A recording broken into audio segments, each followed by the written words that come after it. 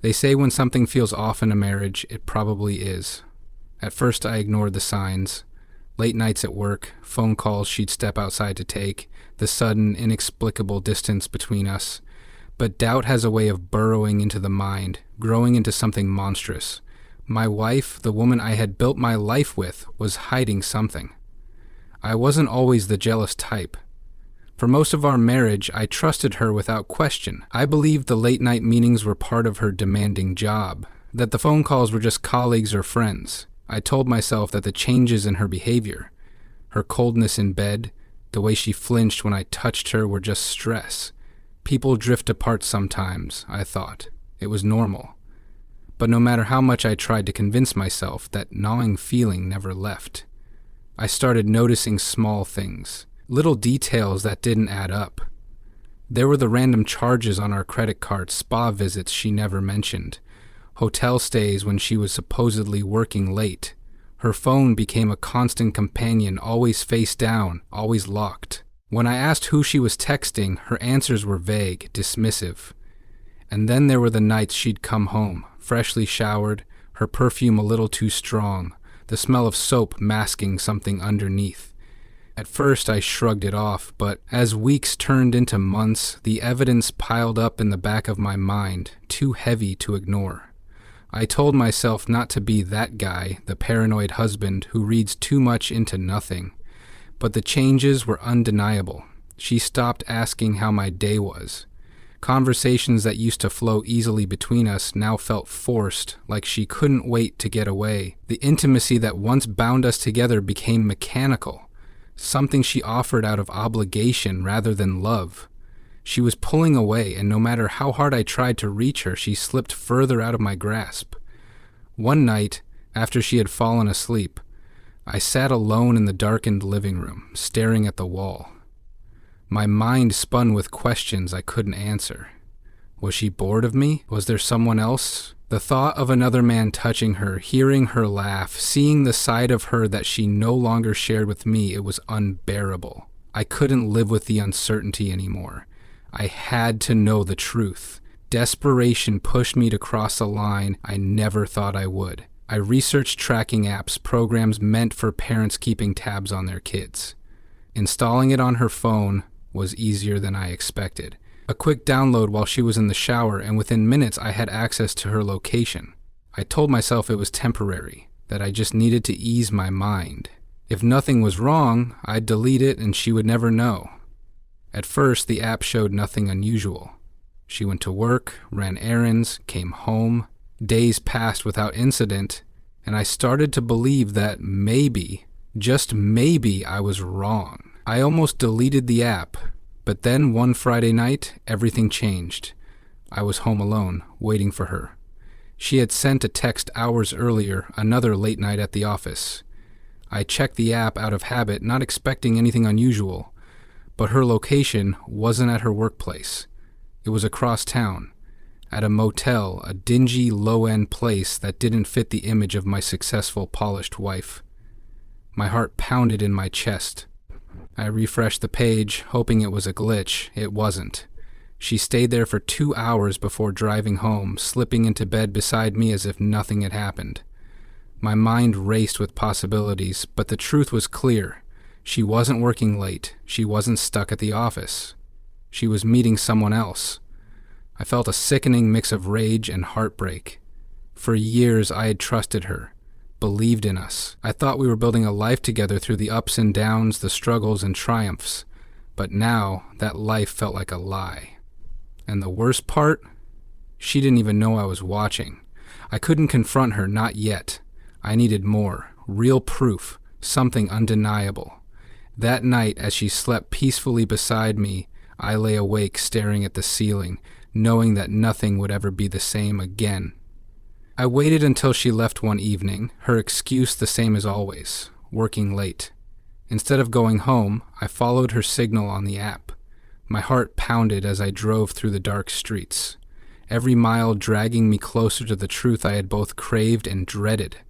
I hoped I was wrong, that there was some innocent explanation, but deep down, I already knew there wasn't. No married woman spends hours at a cheap motel if there's nothing to hide. The glowing dot on my phone led me to a run-down motel on the edge of town, the kind of place where people go when they don't want to be seen. Its neon vacancy sign flickered against the night sky, casting a dull red glow over the cracked asphalt. I parked a few spaces away, my hands gripping the steering wheel so tightly my knuckles turned white. My stomach churned as I stared at the row of identical doors. My wife's car sitting casually in front of one of them. Room 214. For a moment I just sat there, frozen. This was the point of no return. Once I stepped inside, there would be no unseeing, no unknowing.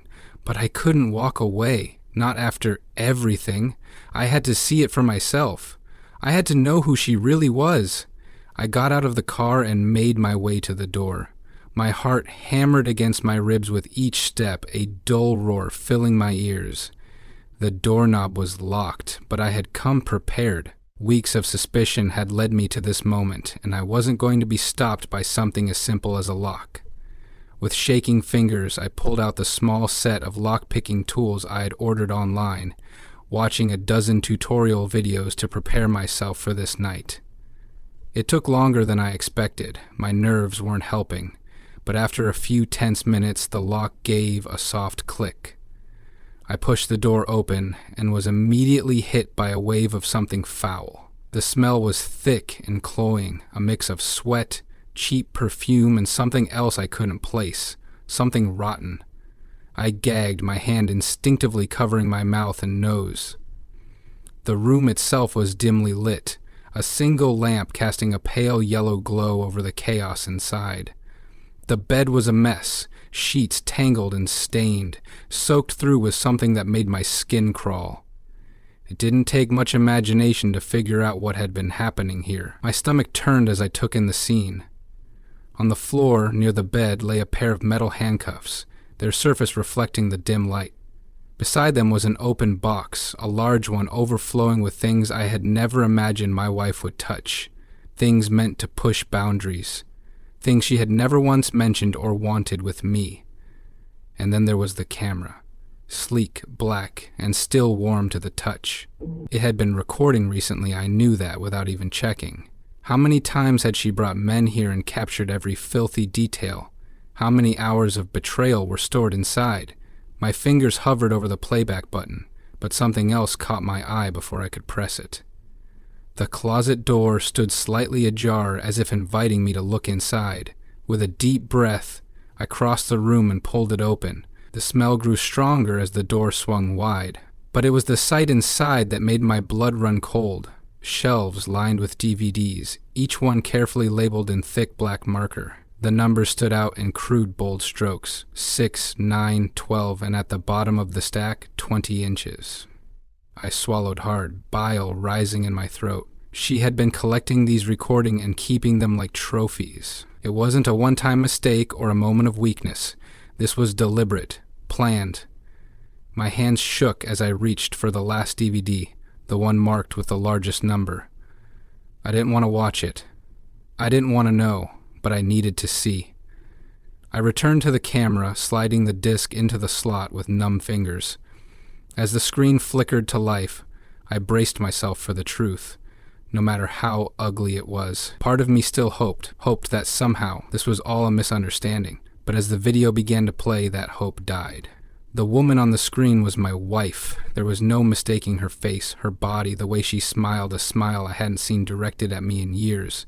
She wasn't ashamed. She wasn't reluctant. She was eager, hungry, and completely at ease in a way she had never been with me.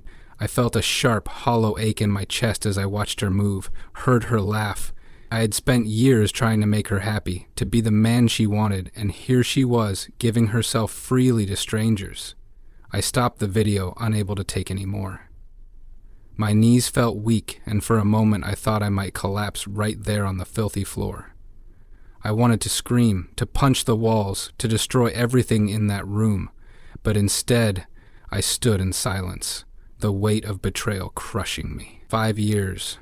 5 years of my life wasted on a woman I never truly knew. And the worst part, this wasn't over yet.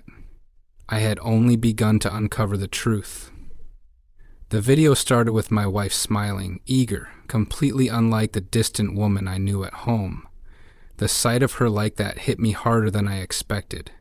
For years, I had tried to bring back that spark between us, the warmth that seemed to fade over time. I had thought it was life wearing us down, stress, routines, the slow erosion of passion that happens in marriage. But seeing her on the screen, alive and uninhibited, made me realize that spark hadn't disappeared. She had simply taken it somewhere else. The camera angle shifted as a man stepped into view. He wasn't anyone I recognized, just another stranger, tall and broad-shouldered, the kind of guy I knew I could never compete with. My wife welcomed him with open arms, her body language intimate and familiar. It was obvious this wasn't their first time. There was no hesitation between them, no awkwardness. She knew what she wanted and she took it without shame. I felt sick watching her. This wasn't just an affair, it was a lifestyle. The camera captured every detail, every movement, and she seemed to relish it. The way she smiled, the way she responded, it was a side of her I had never seen before. She had been living a double life, and I had been too blind, too trusting to notice. My hands clenched into fists as I thought about all the nights I had stayed up waiting for her, believing her excuses. I had spent years building a life with a woman who was capable of this level of deception. But the worst was yet to come. I flipped through more videos, my stomach twisting tighter with each one. Different men, different nights. Sometimes it was just one, other times two or more. The timestamp stretched back 5 years, and the frequency was shocking. This wasn't an occasional fling, it was regular, consistent, a hidden part of her life she had carefully kept out of sight. While I was working late or waiting at home, she had been here doing things I never imagined she would do. I told myself to stop watching, but I couldn't. I needed to know how far it had gone. I needed to understand what kind of person my wife had become when I wasn't looking. And then I saw him. At first I thought my eyes were playing tricks on me, but as the man in the video stepped closer, there was no denying it. It was my best friend. The same man who had stood beside me at our wedding. The same man who had celebrated our anniversaries, shared family barbecues, and acted like a brother. For years I had trusted him. I had confided in him about my marriage troubles, telling him how distant my wife had become, never realizing he was part of the reason why. I froze, the air in the room suddenly feeling too thick to breathe. The betrayal cut deeper than anything else. It wasn't just strangers, it was someone I had considered family, someone I had trusted with everything. And here he was, with my wife, on camera, acting like he owned her. The realization hit me like a sledgehammer. I had been made a fool by the two people closest to me. The video played on, but I couldn't watch anymore. I shut it off, my hands shaking with rage. My mind raced, trying to piece together all the moments I had missed, the lingering glances between them, the private jokes, the way he always seemed to know when she was working late. It had been right in front of me, and I hadn't seen it. The weight of it all crashed down on me. 5 years. For 5 years, they had been lying to me, pretending to be my friends while sneaking behind my back. I thought about the times my best friend had come over, sitting at my dinner table, sharing drinks, laughing at my jokes. The entire time, he had been sleeping with my wife. I felt something inside me snap, a raw, burning fury that no amount of time could cool. They had taken everything from me. My trust, my dignity, my marriage. And now there was no turning back. I couldn't pretend to be blind anymore. I knew the truth, and the only thing left was to decide what to do about it. I stayed in that room for a long time, surrounded by the physical evidence of their betrayal. The smell of sweat and stale air hung heavy, making my stomach churn. My heart pounded in my chest, but beneath the pain and anger, a cold determination settled in. I wouldn't let them get away with this, not after everything they had done. I gathered the DVDs and camera, my mind already working through the next steps. This wasn't over, not by a long shot. They thought they had been clever, careful, but they had left behind everything I needed to destroy them, and I wasn't going to let them walk away unscathed. As I locked the motel door behind me and stepped into the night, I knew one thing for certain. They had shattered my life, but I was about to return the favor. The drive home felt like a blur. My mind raced, looping through the images I had just seen, the betrayal, the lies, the sheer audacity of it all. I gripped the steering wheel so tightly my knuckles ached, but I barely noticed. The DVDs sat in the passenger seat beside me, a cold, silent reminder of just how far it had gone. Every mile I drove brought a new question, a new piece of anger building inside me. How many times had she come home to me after being with them? How often had I held her in my arms, blind to the truth and how much of our life together had been a lie? When I finally pulled into the driveway, the house stood in front of me like a monument to everything I had lost. This was supposed to be our home, a place built on trust, love, and partnership. Now it felt like nothing more than a facade, a hollow shell hiding years of secrets. I sat in the car for a long time, staring at the front door, wondering how she could walk through it night after night, pretending everything was fine. I wondered how I could have been so blind. Inside, the house was quiet, too quiet. She wasn't home yet, still out there with whoever she was meeting this time.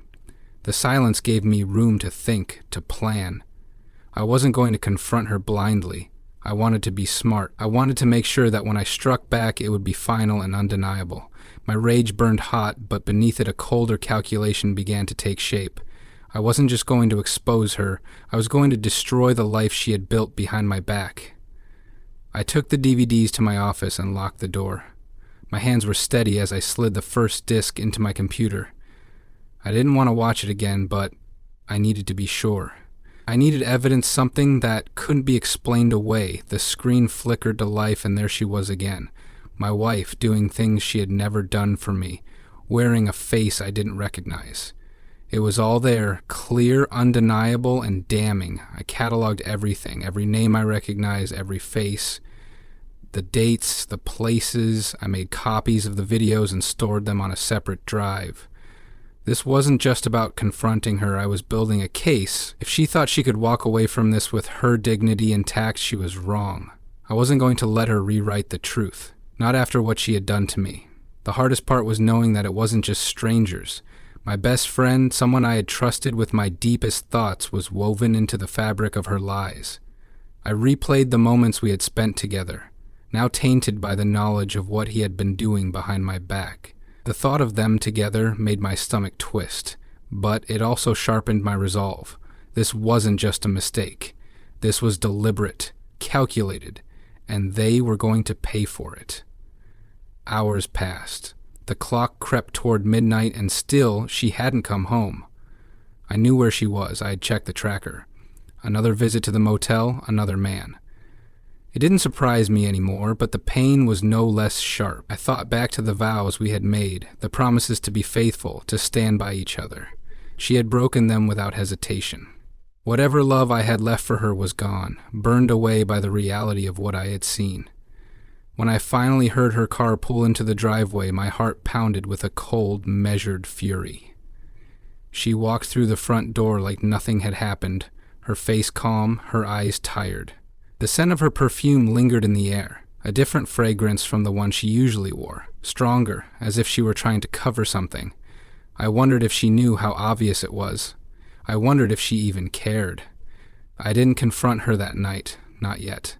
I needed more time to prepare, to make sure that when the truth came out there would be no escape. I wanted her to feel the weight of every lie she had told, every betrayal she had committed. She deserved to face the consequences of her choices, and I wasn't going to let her walk away without paying the price. As she slept beside me, I lay awake, staring at the ceiling, my mind turning over every detail. There was no going back now. She had crossed a line that couldn't be undone, and soon, very soon, she would learn that her secrets weren't safe anymore. The life she had so carefully hidden was about to come crashing down. The next morning, everything felt different. The air in the house seemed heavier, charged with the weight of everything I knew but hadn't yet said. My wife moved through the kitchen like she always did, calm, casual, humming softly as she poured her coffee. She didn't know that everything had changed. She didn't realize the mask she had been wearing for years was about to be ripped away. Watching her, I felt nothing but cold detachment. Whatever love or warmth I once had for her was gone, replaced by a sharp, burning sense of betrayal that refused to fade. I had spent the night preparing.